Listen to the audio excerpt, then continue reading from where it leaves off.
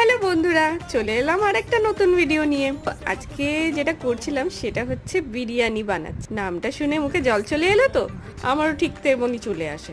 সারাদিন বিরিয়ানির রিলসগুলো দেখি আর মুখে জল চলে আসে, তো ভাবলাম আজকে নিজেই ট্রাই করব। এটা আমার সেকেন্ড টাইম, কিন্তু এর আগেও বানিয়েছিলাম, খুব একটা ভালো হয়নি। আজকে আমি কোনো রেসিপি তোমাদের সাথে শেয়ার করব না, কেন জানি এখন বাড়িতে সবাই বিরিয়ানি বানাতে পারে, থ্যাঙ্কস টু ইউটিউব।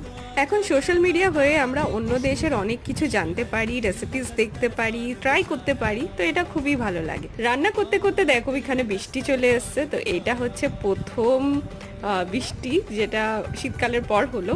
আর এখানে দেখো আমার বিরিয়ানি টাও মোটামুটি রেডি হয়ে গেছে। এবার আমি এটা কিছুক্ষণ দমের জন্য বসাবো, তারপর হয়ে যাবে বিরিয়ানি রেডি। তো এইভাবেই আমি দমে বসিয়েছি, কেন এটা একদম সিম্পলভাবে করছিলাম।